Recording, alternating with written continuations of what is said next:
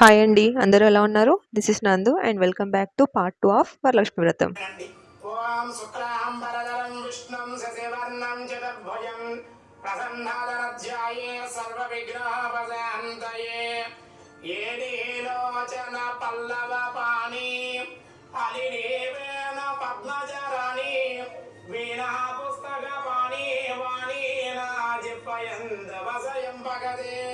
పార్వతీదేవి పరమేశ్వరుడు నమస్కరించి, దేవా, లోకమున స్త్రీలు ఏ వ్రతమునర్చినా సర్వ సౌభాగ్యములు పుత్రాభివృద్ధులు కలిగి సుఖంబుగా నుందురు. అట్టి వ్రతము నాకు ఆనదేయవలేను. ఓ పరమేశ్వరుడు, వ్రతం ఏదైనా ఉంటే నాకు ఉపదేశించండి అని చెప్పి పార్వతీదేవి పరమేశ్వరుని వేడుకుందండి. స్త్రీలకు పుత్రాభివృద్ధి సంపత్తులు కనుక చేసడి వరలక్ష్మి వ్రతములకు వ్రతము కలదు. ఆ వ్రతమును సవిస్తరముగా చెప్పేది వినుడు. ఈ వ్రతమును శ్రావణ మాస శుక్లపక్ష పౌర్ణమికి ముందుగా వచ్చే శుక్రవారం నాడు చేయవలేను.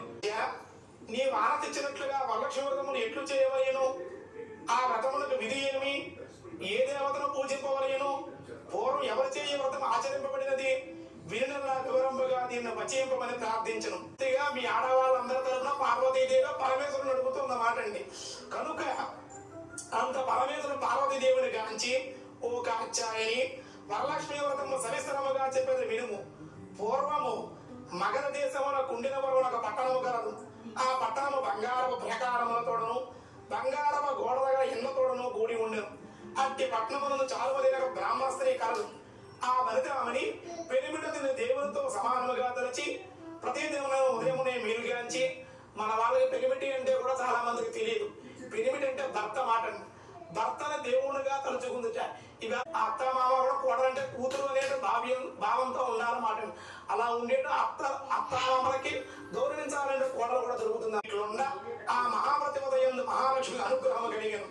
ఒకనాడు స్వప్నమున ప్రసన్నమై, ఓ చారుమతి, నేను వరలక్ష్మీదేవిని. నమస్తే సర్వలోకానాం జనన్యే పుణ్యమూర్తయే శరణ్యే త్రిజగన్గంధే విష్ణు వక్షస్థలాలయే.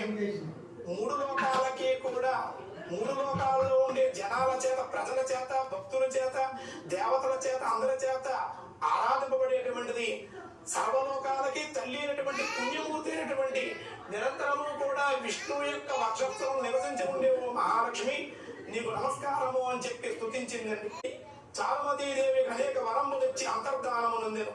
చారుమతి మొదలగు స్త్రీలందరూ కూడా ఈ దినంలో కదా వరలక్ష్మీదేవి చెప్పిన దినంబని ఉదయమునే మీలుగాంచి స్నానములు చేసి చిత్రవస్త్రములను కట్టుకొని చారుమతీదేవి గృహమున ఒక ప్రదేశమయందు గోమయము చేత అలికి మండపం ఏర్పరిచి అందు ఆసనము వేసి దాని మీద కొత్త బియ్యమును పోసి మర్రిచిగుళ్ళు అలాగే పంచ పర్వముల చేత కూడా కలశాన్ని ఏర్పరిచి అందు వరలక్ష్మీదేవిని ఆవాహన చేసి చారుమతి మొదలగు స్త్రీలందరూ కూడా మిగుల భక్తియుక్తులై సాయంకాలం అమ్మవారిని స్తుతించారటండి.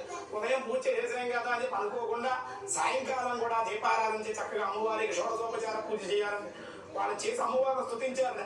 పద్మాసనే పద్మకరే సర్వలోకైక పూజితే నారాయణ ప్రియే దేవి సుప్రీత భవ సర్వదా.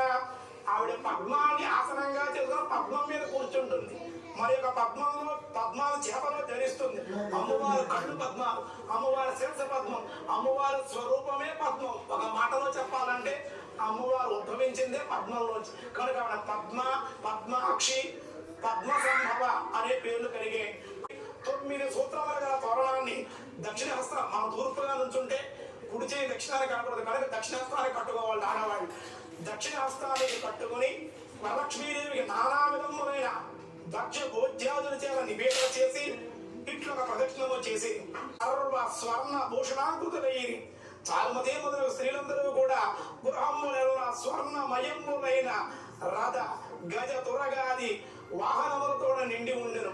అంత నా స్త్రీలు దోడ్కొని గృహములకు పోవుటకు వారి వారి ఇండ్ల నుండి గుర్రములు, ఏనుగులు, రథములు, బండ్లు నా స్త్రీలు వరలక్ష్మీదేవిని పూజించే స్థలములకు వచ్చి నిలబడి ఉండి పెదవ చారుమతి మొదలగు స్త్రీలందరూ కూడా తమ కల్పోక్త ప్రకారముగా పూజ చేయించిన బ్రాహ్మణోత్తముని గంధ పుష్పాక్షుల చేత పూజించి 12 కుడుములు వాయిదానం ఇచ్చి దక్ష తాంబూలము నొసంగి ఆ బ్రాహ్మణోత్తముల చే ఆశీర్వాదము నుండి వరలక్ష్మీదేవికి నమస్కారము చేసి వరలక్ష్మీదేవికి నివేదన చేసినటువంటి దక్ష పూజ్యాదులు బంధువులతోడను శ్రీ చేతులతో చక్కగా పూజించి తమ కొరకు వచ్చి కాచుకొని ఉన్నటువంటి గుర్రములు, ఏనుగులు మొదలైన వాహనముల చేత తమ తమ ఇండ్లకు పోవు. చారుమతీదేవి వలనే కదా మనకిట్టి మహాభాగ్య సంపత్తులు కలిగినని మిక్కిలి చారుమతీదేవిని పొగడుతూ తమ తమ ఇండ్లకు పోయి.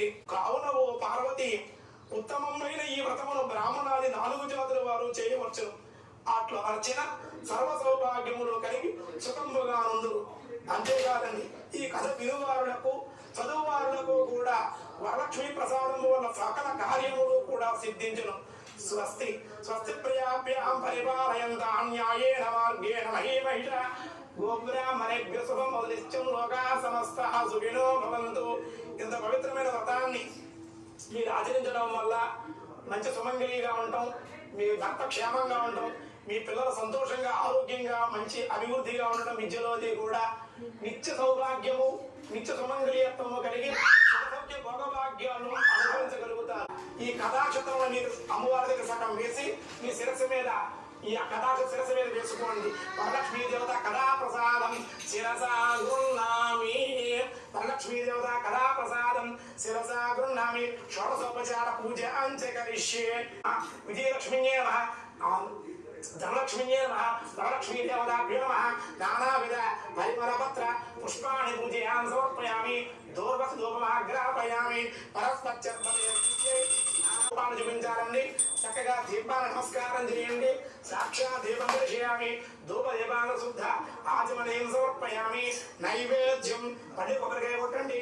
ఓం హిరణ్యవర్ణాం హరిణీయం సుభావః రామ ఆవహ జాతవేదో లక్ష్మీమనమగామినీం యస్యాం హిరణ్యం విందేయం రామస్వం పురుషాణం అశ్వపూర్వహం రథమధ్యాం అస్తినాథ ప్రబోధినీం శ్రియం దేవీమపద్మయే శ్రీర్మాం దేవీం జుషద.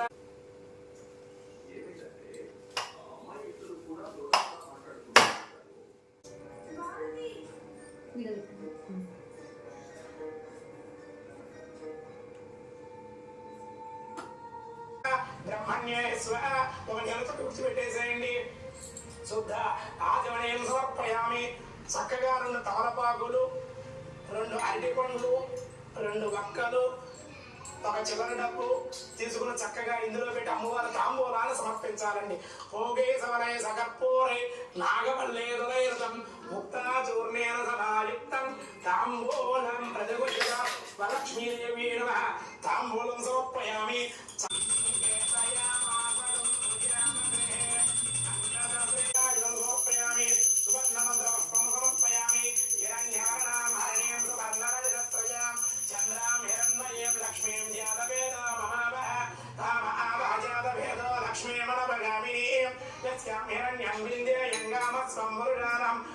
నారాయణాయ విద్మహే వాసుదేవాయ ధీమహి తన్నో విష్ణు ప్రచోదయాత్.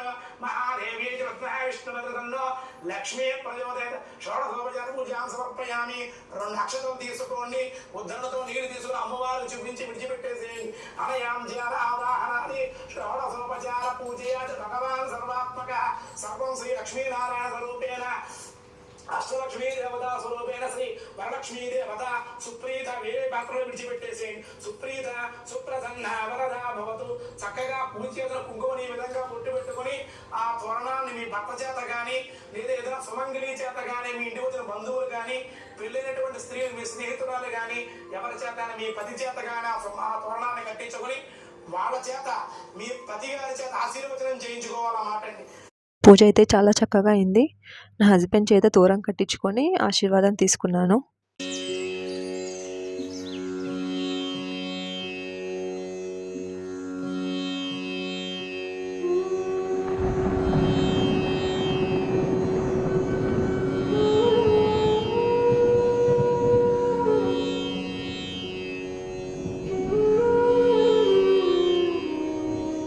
ఫస్ట్ తాంబూలం అయితే వరలక్ష్మి అమ్మవారికే ఇవ్వాలి.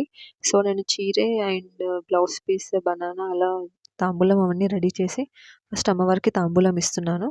అమ్మవారికి తాంబూలం ఇచ్చాకనే మన ఇంట్లో అమ్మకి కానీ లేదా అత్తమ్మకి కానీ ఇలా తాంబూలం ఇవ్వచ్చు.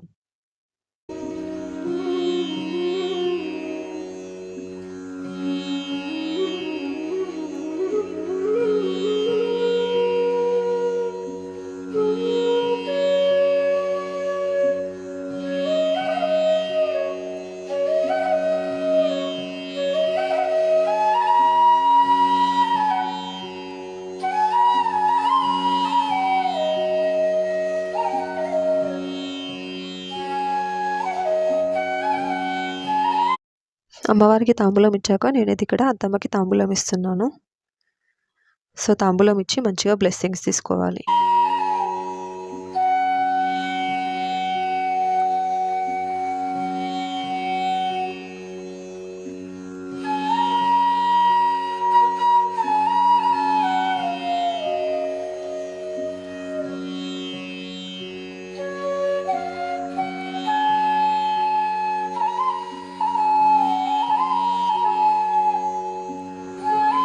నెక్స్ట్ అక్క వాళ్ళ ఇంటికి వెళ్ళాము తాంబూలం తీసుకోవడానికి.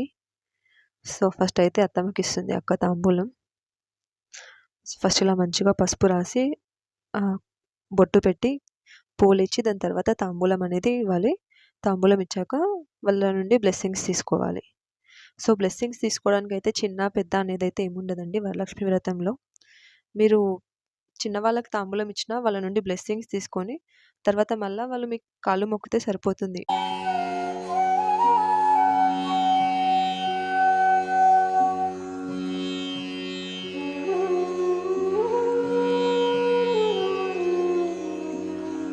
సో నెక్స్ట్ ఇక్కడ నేను తీసుకుంటున్నాను తాంబూలం. సో మీరు చూడొచ్చు, వచ్చిన వాళ్ళని అమ్మవారి స్వరూపంగా భావించి వాళ్ళ నుండి ఆశీర్వాదం తీసుకోవాలి. సో అక్క ఇక్కడ నాకన్నా పెద్దది కాబట్టి మళ్ళీ నెక్స్ట్ నేను అక్క నుండి ఈ బ్లెస్సింగ్స్ అనేది తీసుకున్నాను. అండ్ నెక్స్ట్ అక్క ఇక్కడ మన ఇంటికి వచ్చింది. సో అక్కకి ఇక్కడ నేను తాంబూలం ఇస్తున్నాను.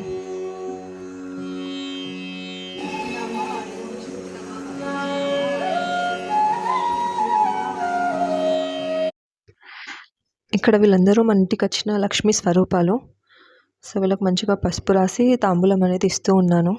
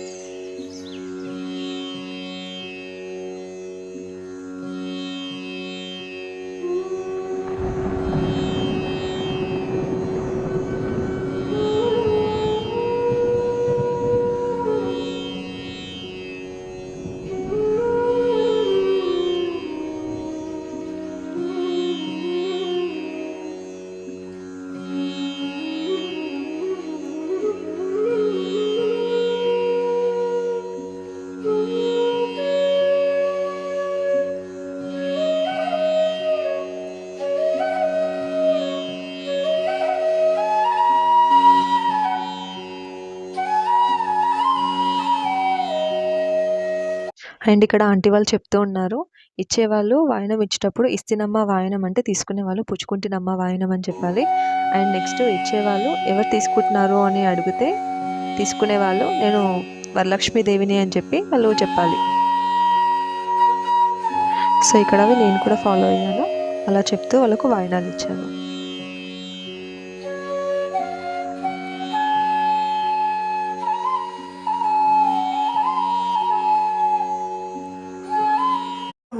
బువ్వనెత్తద్దు, తోబుట్టువుల మనసు కష్టపెట్టద్దు, తొలి సంధ్య మలి సంధ్య నిదురపోవద్దు, మా తల్లి మహాలక్ష్మి నిన్ను వీడదప్పుడు, మా తల్లి మహాలక్ష్మి నిన్ను వీడదప్పుడు, ఇల్లాలు కంట తడి పెట్టని ఇంట కళ్ళలాడని ఇంట గోమాత వెంట పసుపు గడపల్లో ధాన్యరాసుల్లో పతి మహాలక్ష్మి స్థిరముగా నిలుచు, మా తల్లి మహాలక్ష్మి స్థిరముగా నిలుచు. చూసారు కదా ఆంటీ ఎంత చక్కగా పాట పాడారో. తను మంచిగా పాట పాడతారు, సో రిక్వెస్ట్ చేస్తా ఈ పాట పాడారు, చాలా బాగా అనిపించింది. మన ఇంటికి వచ్చిన చిన్ని మహాలక్ష్మి, తనకి పసుపు రాసుకోవడం అన్నా ఫ్లవర్స్ పెట్టుకోవడం అన్నా చాలా ఇష్టం. సో చూడడానికి చాలా ముద్దుగా బాగా అనిపించింది.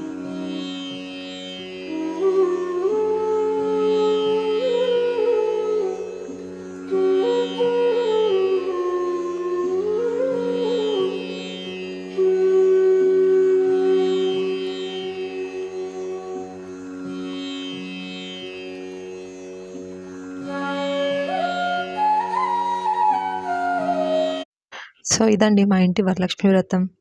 పూజ అయ్యాక మాత్రం చాలా ప్రశాంతంగా హాయిగా అనిపించింది. అండ్ తాంబూలాలు అవన్నీ అయిపోయేటప్పటికి అరౌండ్ 9 PM అలా అయింది. హోప్ ఈ వ్లాగ్ మీ అందరికీ నచ్చింది అనుకుంటున్నాను. Thank you for watching.